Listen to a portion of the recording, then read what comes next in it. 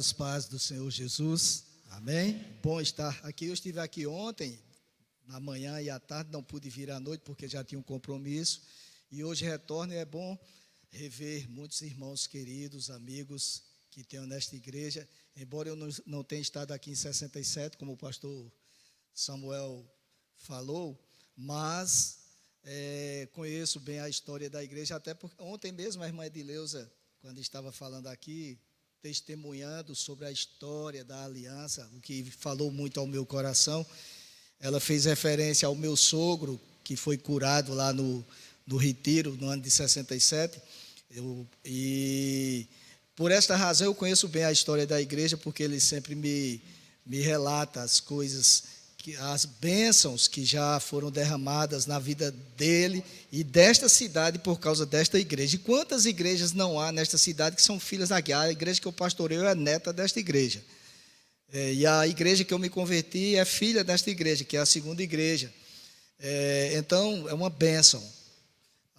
E o pastor Samuel faz parte desta história, porque já está aqui há muito tempo também, né? É um prazer revê-lo também. Ele que nós somos companheiros de viagens aí, resolvendo os pepinos, como ele falou aqui, da aliança, e eu tenho aprendido muito com ele nas viagens que fazemos juntos. Às vezes só eu e ele chegamos de madrugada em Campina Grande, trabalhando por aí, e isso é uma oportunidade para mim de crescer quando estou com ele. Queridos, ali diz que faltam 37 minutos para encerrar o culto, então eu vou me apressar. Vamos abrir as nossas Bíblias em Abacuque, no capítulo 3, vamos ler do verso 17 ao verso 19 apenas, e vamos discorrer um pouco sobre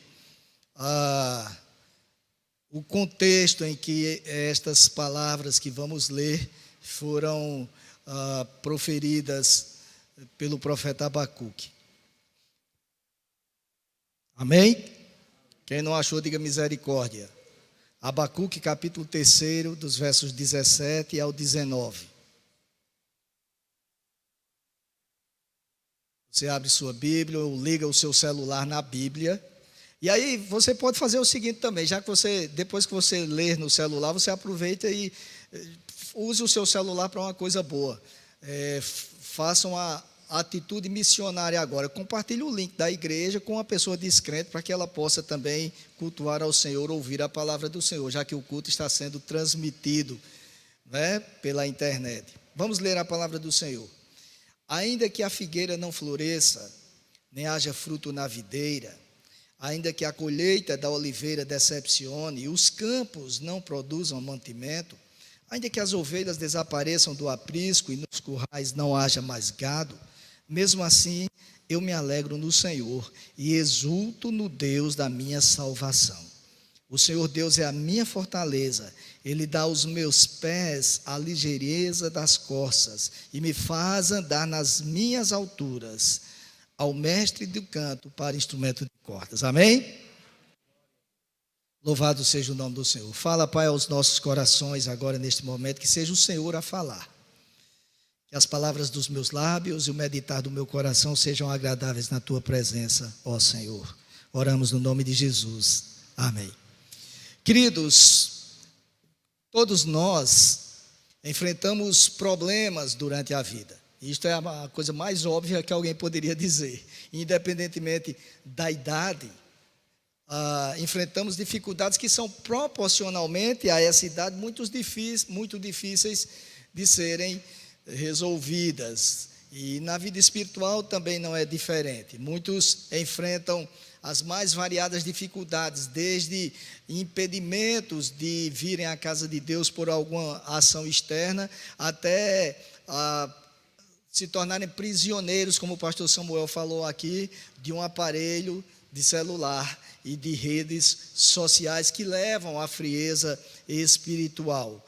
E isto acaba levando a outras atitudes erradas, como, por exemplo, deixar de orar, não ler mais a Bíblia, não frequentar mais a casa de Deus. Em épocas como esta, de distanciamento social, nós temos observado que muitos abandonaram a frequência aos cultos, não deixaram de ir aos shoppings, não deixaram de ir aos restaurantes e ainda colocam as fotos nas suas redes sociais, não deixaram de ir para as academias, não deixaram de ir para a feira. Eu tenho dito lá na igreja o seguinte: a gente precisa orar para tirar o coronavírus da igreja, que eu descobri que o vírus está na igreja. Porque o povo vai para todo canto, mas não vai para a igreja. Então é porque está na igreja. Só pode ser. Porque é uma incoerência tamanha. E isto reflete a frieza espiritual de muitos, lamentavelmente.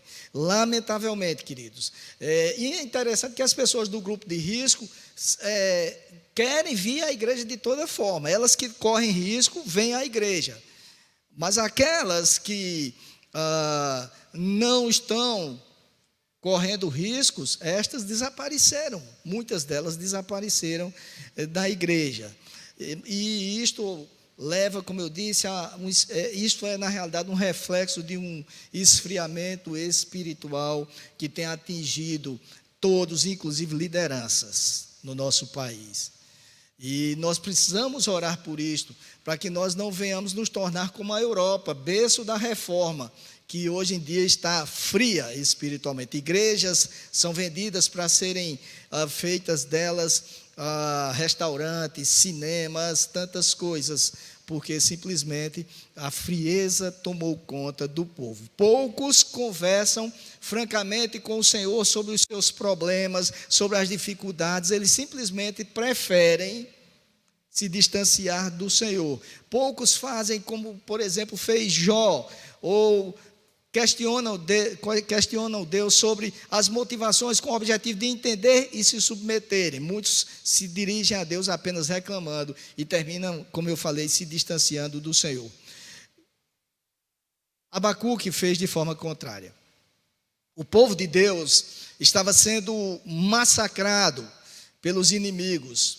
E Abacuque não entendia o porquê de Deus permitir que aquilo acontecesse.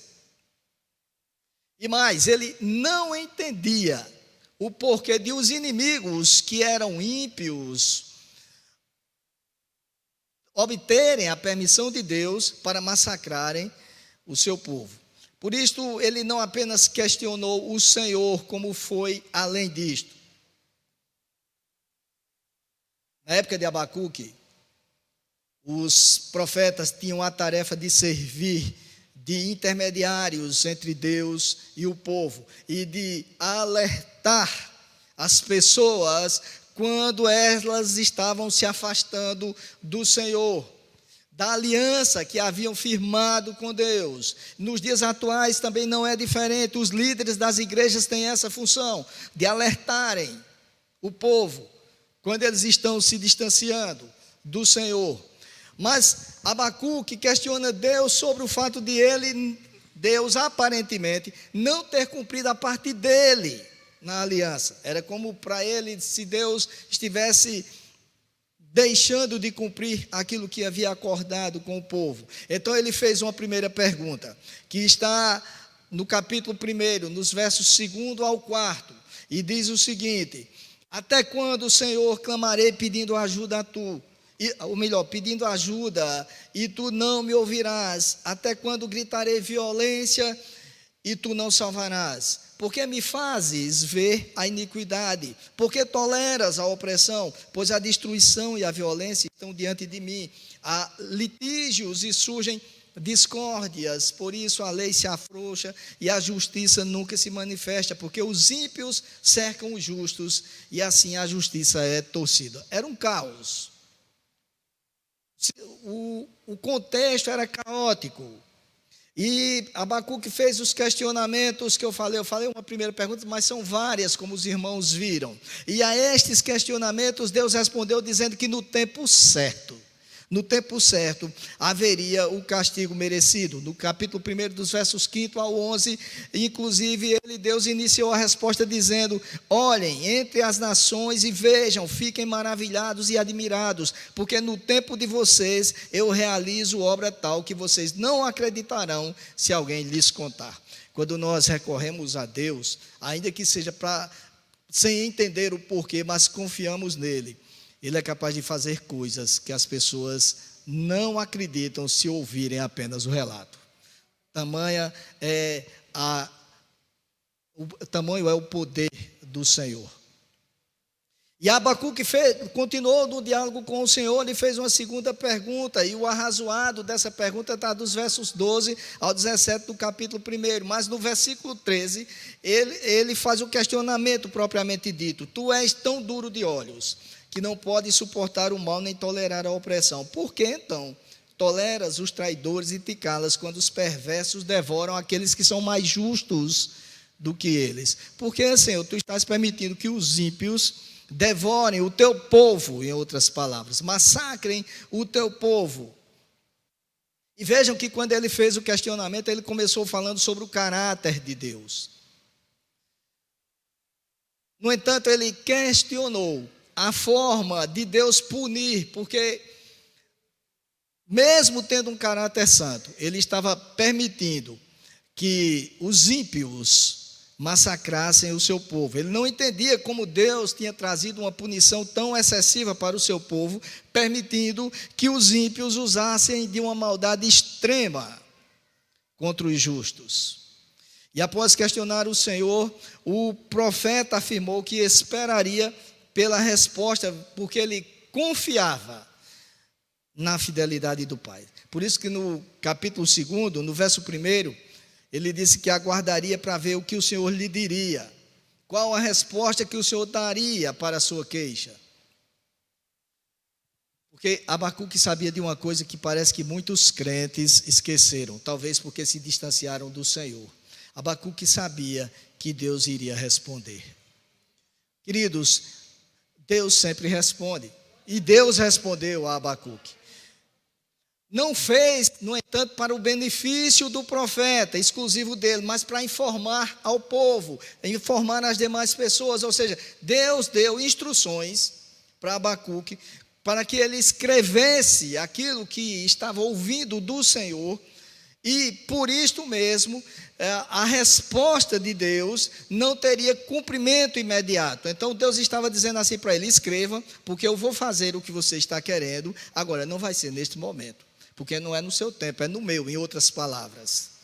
Deus estava dizendo para ele isto. No capítulo 2, dos versos 2 ao 3, ele diz: o Senhor me respondeu e disse: escreva a visão, torne-a bem legível sobre tábuas, para que possa ser lida até por quem passa correndo, porque a visão ainda está para se cumprir no tempo determinado. Ela se apressa para o fim, não falhará. Mesmo que pareça demorar, espere, porque certamente não tardará. Deus tem o tempo dele, não é no nosso, mas também não tarda, é o tempo certo. O comentarista David Becker, comentando estes versículos que eu acabei de ler, diz que o propósito de Deus está se revelando em sequência e em ordem no curso dos acontecimentos históricos. Ele continua dizendo que a história não é cíclica, não é uma constante recorrência de acontecimentos numa repetição fútil, antes é linear. Deus está sempre agindo, está se encaminhando rumo ao alvo, que é o dia do Senhor. Louvado seja o nome do Senhor. É o estabelecimento do reino de Deus, diz ele. Acontecimentos históricos, continua ele, específicos ou momentos determinados como esses, são especialmente significativos no progresso rumo a esse objetivo final. Conquanto essa mensagem de Deus talvez não tenha cumprimento imediato, diz ele, Abacuque está seguro de que se cumprirá no momento escolhido pelo próprio Deus. Louvado seja o nome do Senhor. O que nós precisamos aprender é descansar no Senhor, é esperar o tempo do Senhor, e independentemente se parecer estar demorando ou não, queridos, nós devemos confiar que Deus vai fazer aquilo que Ele quer fazer. Mas independentemente da estratégia que foi usada, porque se você observar, Deus disse assim: escreva numa tábua para ser lida facilmente. A tradução King James da Bíblia coloca assim: escreve a visão com toda a clareza possível em grandes tábuas, para que até o mensageiro que passa correndo a leia. E o comentarista daquela Bíblia diz que o mensageiro normalmente corria pelas estradas entregando as mensagens verbalmente e às vezes escritas. Era como os correios de hoje em dia, só que eles andavam apressadamente. Mas Deus respondeu para Abacuque de uma forma que ele precisava divulgar aquela mensagem para todos, para até aqueles que passassem correndo terem conhecimento de que Deus estava vendo o que estava acontecendo e que Deus estava agindo e que no tempo certo, aquilo que o povo esperava iria ocorrer.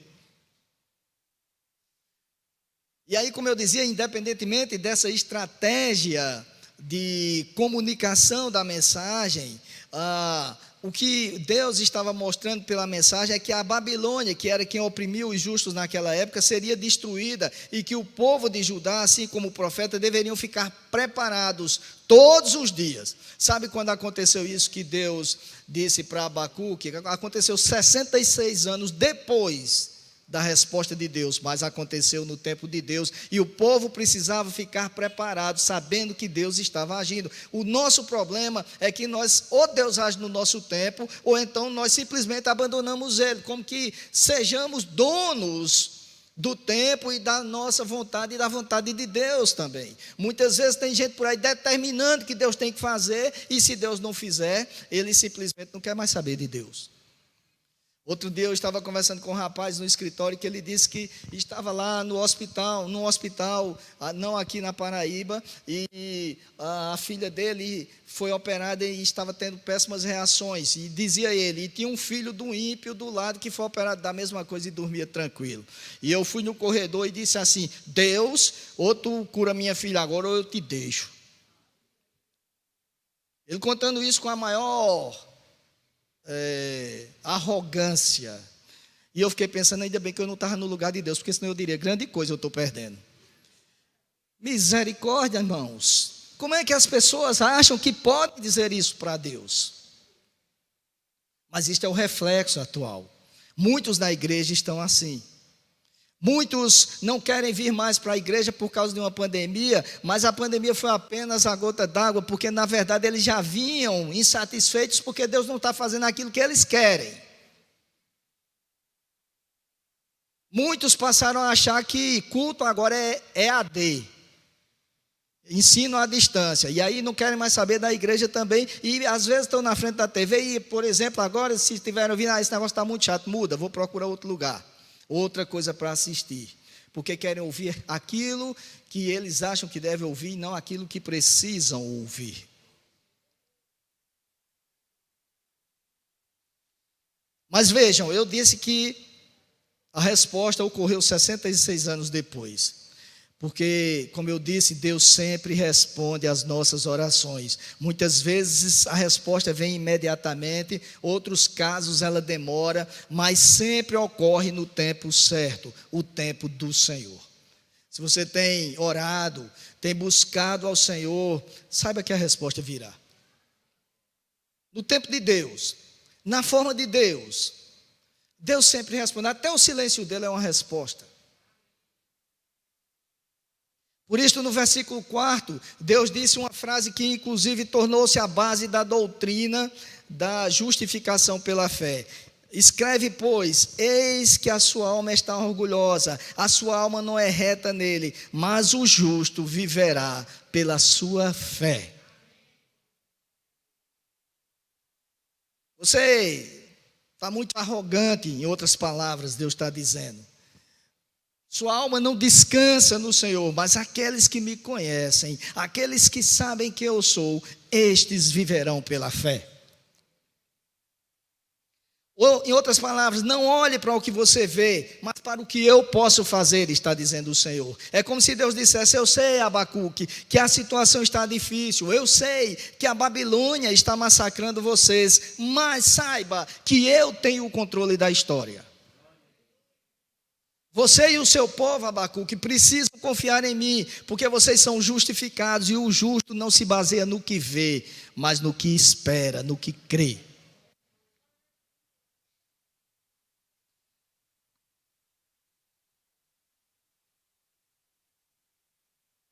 Isto nos desperta para servir ao Senhor, para buscar ao Senhor, para viver para o Senhor. Não é o que vemos, mas é o que cremos, queridos. É o que sabemos que Ele pode fazer. E é óbvio que isto ocorre quando conhecemos o Senhor. Não são meros conhecimentos, meros é apenas uma forma de falar, uma forma retórica de falar. Não são meros conhecimentos da palavra de Deus, conhecer por conhecer a palavra de Deus. O profeta Oséias, quando trouxe um alerta do Senhor para o povo, no capítulo 4, verso 6, ele disse o seguinte: o meu povo está sendo destruído, pois lhe falta o conhecimento. Pelo fato de vocês, sacerdotes, rejeitarem o conhecimento, também eu os rejeitarei, para que não sejam mais sacerdotes diante de mim, visto que se esqueceram da lei do seu Deus, também eu me esquecerei dos seus filhos. Normalmente esta seção do livro de Oséias é citada pelos crentes para justificar a necessidade do aprendizado da palavra de Deus, o que é verdade, nós precisamos aprender, mas para muitos o conhecimento que está sendo tratado aqui é o conhecimento da vontade do Senhor expressa na sua palavra, e isto é um entendimento equivocado. A expressão o conhecimento não está se referindo ao conhecimento da palavra de Deus aqui. Aliás, há muitos que conhecem a Bíblia e são ateus.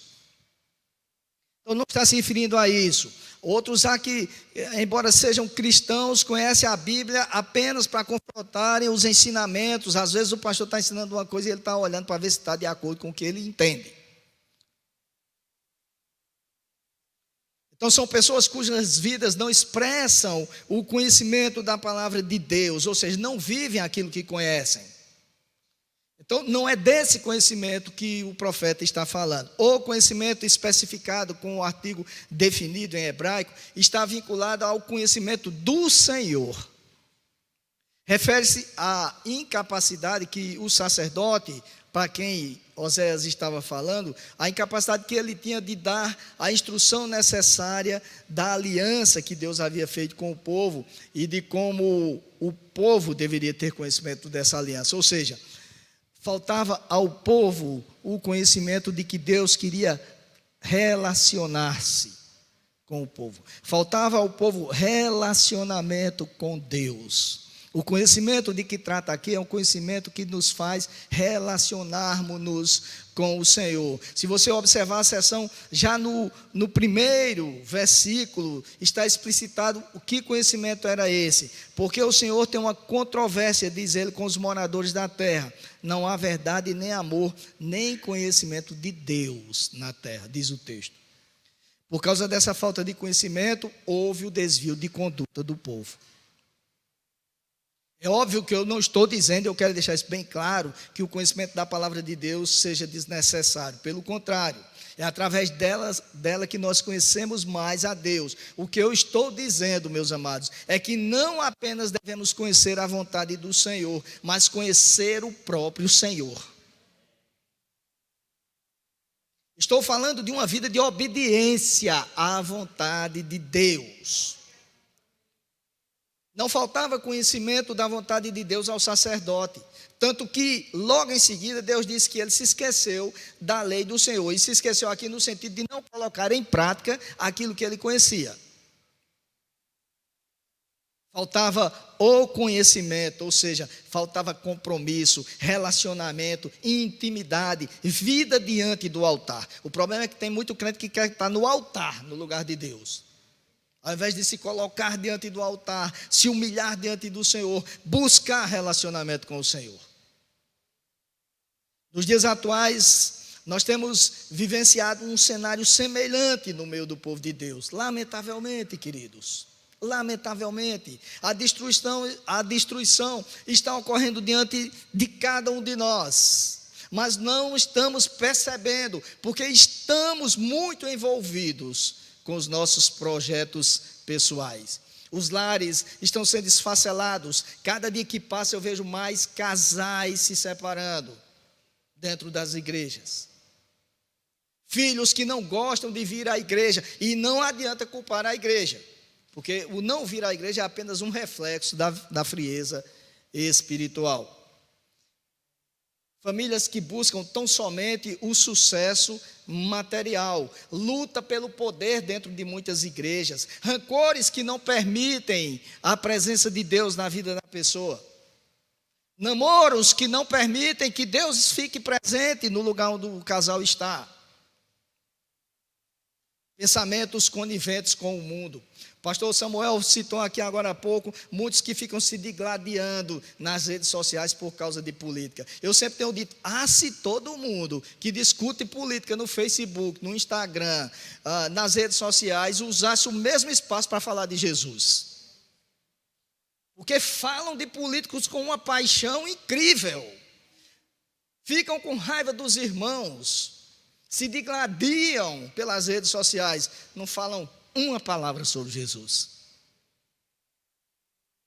O que eu quero dizer é que o cenário de destruição pode ser diferente daquele que Oséias falou. Pode não estar havendo homicídios no meio do povo de Deus, como estava havendo naquele tempo. Pode não estar havendo arrombamentos nas casas do povo de Deus, como havia na época de Oséias. Mas o resultado, queridos, sempre será o mesmo: uma catástrofe espiritual. O povo de Deus estava sendo destruído, segundo Oséias, por falta do conhecimento dele. E não da falta de conhecimento da vontade dele, como eu acabei de falar assim, agora há pouco. O povo não estava apenas distante do Senhor, estava inclusive próximo de outros deuses pagãos. Estavam substituindo Deus por outros deuses. Era um verdadeiro adultério espiritual. E não é assim que acontece nos dias atuais? Se você parar para pensar, você vai ver que acontece exatamente a mesma coisa. Deus tem sido substituído por tantas coisas que esse mundão nos proporciona. Não tem sobrado muito tempo para Deus na vida de alguns cristãos. A maioria das pessoas, quando acordam, eu costumo dizer isso lá na igreja, quando acordam já tem uma agenda preparada. E nessa agenda Deus não está incluído. E se você observar, a gente faz isso inadvertidamente. A gente acorda de manhã, a dona de casa já está pensando, tem que fazer o café dos meninos, tem que fazer isso, tem que fazer aquilo. Às vezes a gente nem dorme direito, a mente não descansa, pensando nos problemas que tem para resolver no outro dia. E não sobra tempo para Deus na nossa agenda. Então o resultado é que começa a haver um arrefecimento espiritual. E esse arrefecimento leva ao distanciamento de Deus e, por fim, ao afastamento total. Desconhecimento do que o Senhor fez. Essa é a razão de tantos desvios de conduta. Essa é a razão de tantos afastamentos da igreja. A pergunta, meu amado e minha amada, e você responde para você: como anda o seu nível de conhecimento? Leia-se relacionamento com Deus. Ontem, durante o dia aqui, foi tremendo o que Deus fez. Mas, e foi surpreendente. Eu conversava com o pastor Samuel, eu falei com o pastor Marquinhos, eu disse: eu vou almoçar em casa. Porque veio gente demais e vai ver que talvez não dê para todo mundo comer. Então, a gente que mora em Campina Grande, vamos para casa. Eu fui, Marquinhos foi, essas coisas todas. Depois o pastor Samuel me disse aqui que, graças a Deus, Deus supriu, como ele disse aqui para vocês agora há pouco. Foi tremendo. Mas, isso não deveria ser uma rotina nas nossas vidas? Não é verdade? Que bênção que Deus usou o pastor Samuel para despertar tantos para isto. Mas se nós verdadeiramente alimentássemos o desejo de relacionamento com Deus, não seria necessário um evento apenas. Não seria preciso um evento. Isso seria uma constante nas nossas vidas. Como o pastor Sérgio falou aqui ontem, isso é a obrigação de todos nós.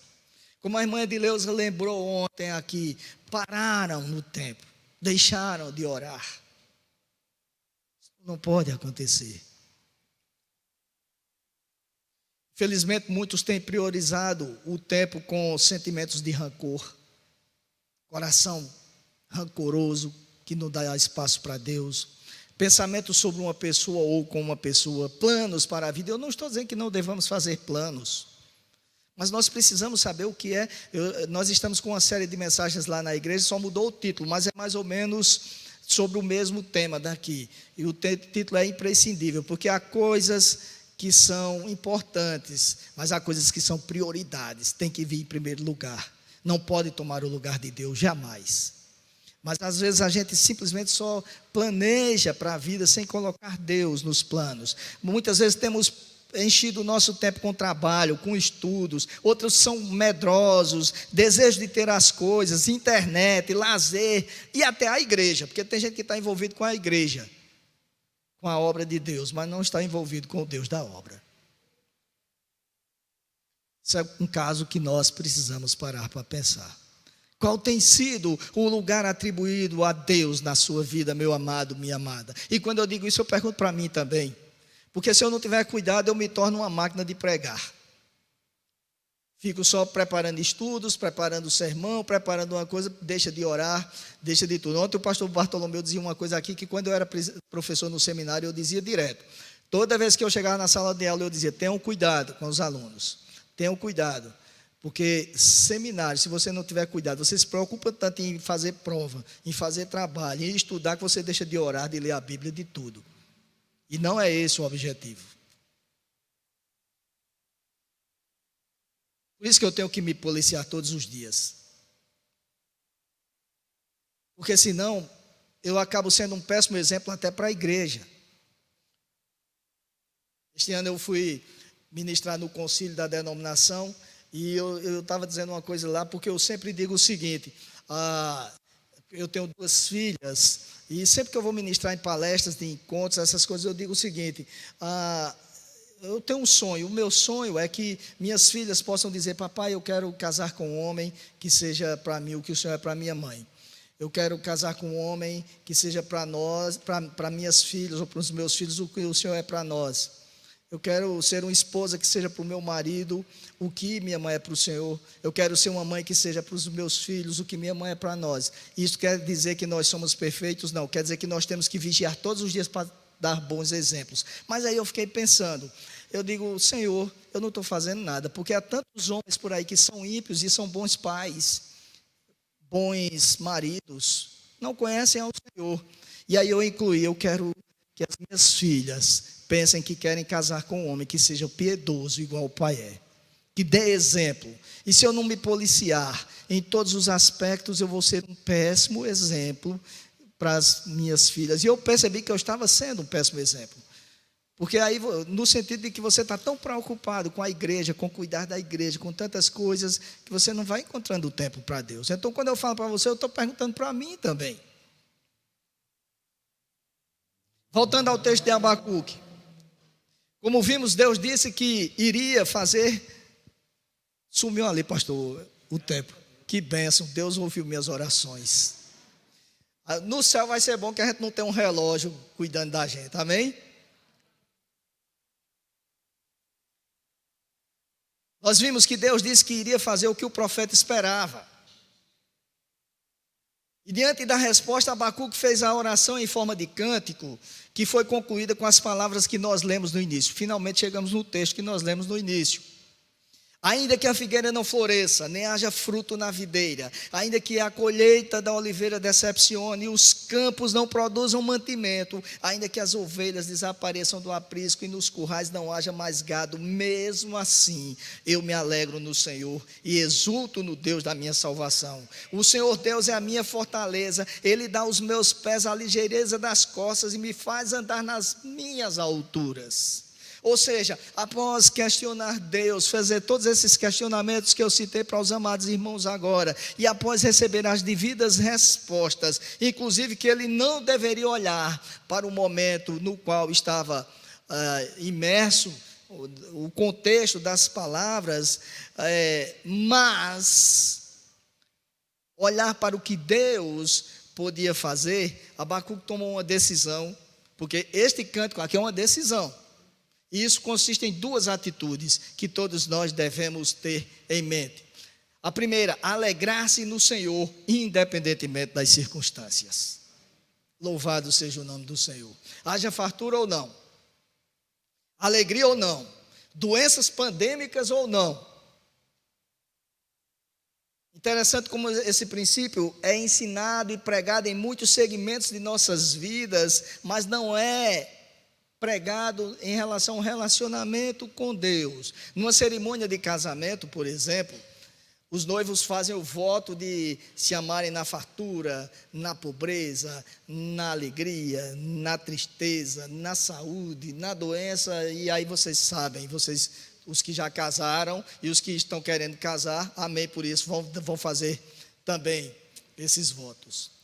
Mas com Deus, muitas vezes, exigimos que Ele satisfaça todas, e a palavra é essa, exigimos, em muitos casos, que Ele satisfaça todas as nossas necessidades, para que possamos nos alegrar nele. Condicionamos a nossa alegria ao Senhor, ao que Ele faz por nós. Esquecemos do quanto Ele já fez por cada um de nós. Amados, estávamos andando perdidos como ovelhas que não têm pastor, destinados ao inferno. Deus nos amou primeiro, mandou Jesus, Ele veio, foi à cruz para nos dar vida eterna. O que é que queremos mais?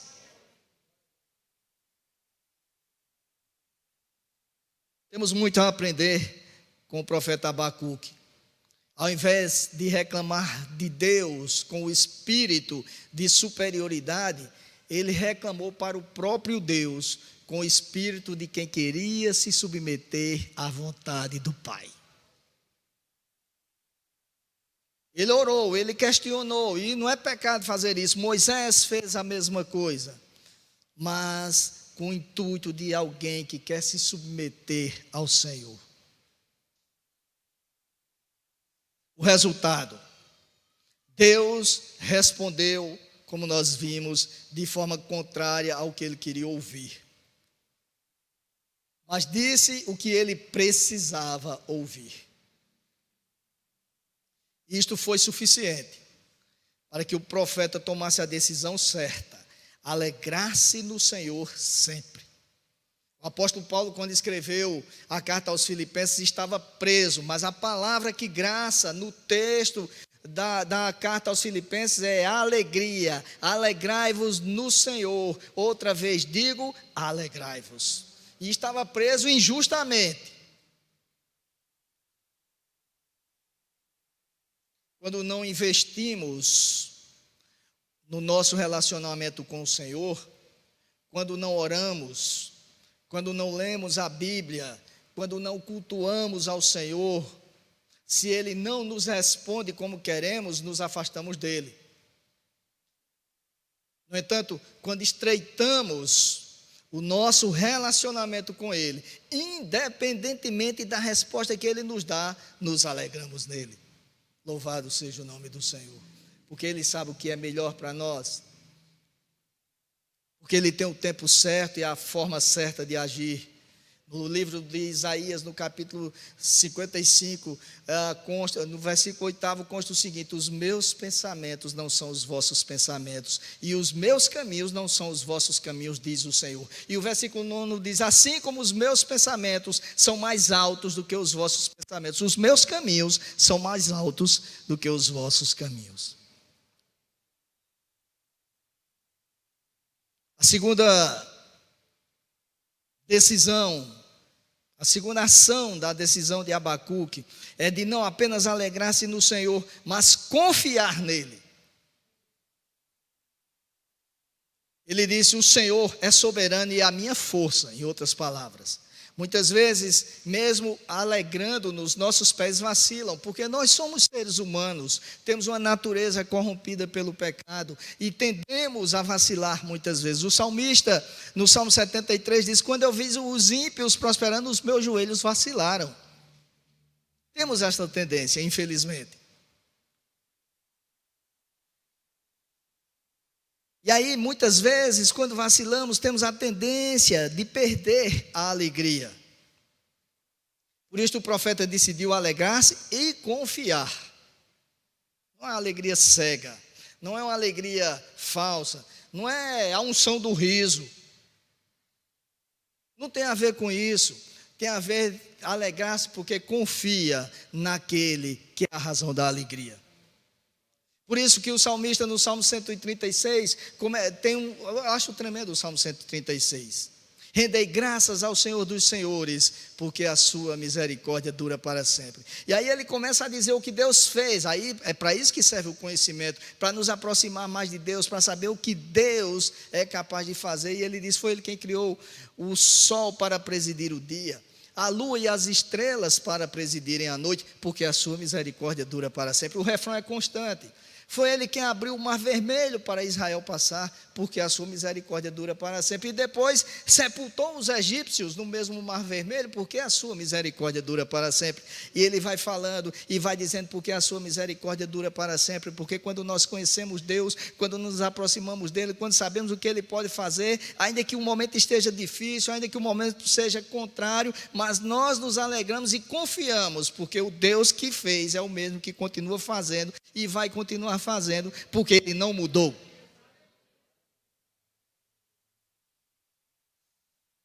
Apesar da tendência para a fraqueza, a confiança no Senhor nos fortalece, nos faz enfrentar situações difíceis com a certeza de que não estamos sós. Louvado seja o nome do Senhor. Ele não nos deixa sozinhos em nenhum momento. As pessoas podem nos abandonar, e eu gosto do Salmo, acho que 24, quando diz assim: ainda que meu pai e minha mãe me abandonem, tu não me desampararás. Louvado seja o nome do Senhor.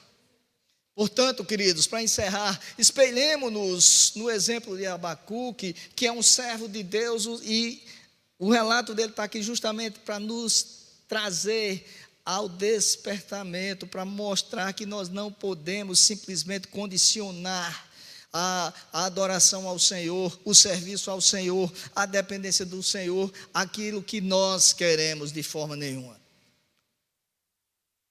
Deixemos de olhar para as dificuldades, olhemos para Deus, nos estreitemos o nosso relacionamento com Ele, porque Ele sempre cumpre as suas promessas. Nós precisamos despertar do marasmo espiritual que nos distancia do Senhor, queridos. E se nós não tivermos cuidado, nós vamos entrando. Isso é mais ou menos como alguém que entra no mar, vai para a praia e vai entrando aos poucos sem perceber, e quando menos espera ele está numa parte funda, as ondas levam ele e às vezes não consegue sair. As coisas acontecem de forma imperceptível. O pastor Jaime Kemp conta em um dos livros dele que os esquimós têm uma forma de capturar lobos. Os lobos são atraídos pelo sangue, e aí no gelo, e aí eles molham uma faca, a lâmina de uma faca com sangue, aí congelam, depois colocam de novo mais sangue, congelam, colocam mais sangue, congelam, e depois eles enterram a faca pelo cabo na neve, para que a lâmina fique para cima, e como o sangue está congelado, acaba atraindo lá os lobos, e eles começam a lamber aquela lâmina, e quando eles vão lambendo a lâmina com o sangue congelado, eles cortam a língua, e o sangue começa a sair da língua deles, mas eles não percebem que estão bebendo o próprio sangue. E quando amanhece o dia, o lobo está morto. Ele é devorado, ele mesmo provoca a morte dele de forma imperceptível. Ele vai se envolvendo com aquele sangue, a armadilha que colocaram lá, e termina bebendo o próprio sangue. O que eu quero dizer com isso, queridos? Que muitas vezes nós vamos, assim como aqueles lobos, nós vamos imperceptivelmente adentrando nas coisas que o mundo nos oferece, nos distanciando de Deus, vamos deixando de orar, diminuindo a constância da oração, diminuindo a constância da palavra de Deus, diminuímos a frequência na igreja, vamos aos poucos esfriando e não percebemos, e quando a gente menos espera, a frieza tomou conta de cada um de nós. Busquemos mais ao Senhor, despertemos do marasmo espiritual que nos distancia dele, reflitamos sobre como anda a nossa condição. Se vai bem, amém, intensifiquemos, mas se não, queridos, é hora de acordar, é hora de despertar desse sono espiritual. Que o Senhor tenha misericórdia de nós. Sejam abençoados, amém? Posso fazer uma oração, pastor? Ele disse que eu mando, então eu vou falar mais. Estou brincando, vamos ficar de pé para fazer uma oração?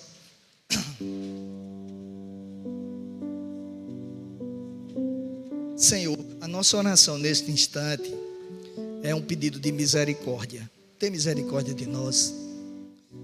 Deus, o mundo tem oferecido tantas coisas boas, nós não desprezamos a tecnologia, nós não nos levantamos contra ela, porque ela pode ser usada inclusive para a pregação da Tua palavra, para a adoração a Ti. Tem tantas vantagens que em tempos passados não existiam, mas Deus, o Teu povo, está se imiscuindo nestas coisas e se distanciando de Ti aos poucos. Tenha misericórdia de nós, para que nós não caiamos neste erro, não incorramos nesse erro crasso, Senhor. Quantas e quantas vezes nós cedemos à tentação de ficar em casa vendo TV, ao invés de vir à Tua casa cultuar ao Senhor. Quantas e quantas vezes postergamos o horário da oração para um outro momento e depois, cansados pelo dia, pelas muitas tarefas, não conversamos contigo, Senhor. Quantas vezes não fazemos isso em relação à leitura da Tua palavra, Senhor? Ó Deus, não nos deixe também condicionar o nosso relacionamento contigo às respostas que queremos no nosso tempo. Nos ajude a alegrarmos-nos em Ti, como fez o profeta Abacuque.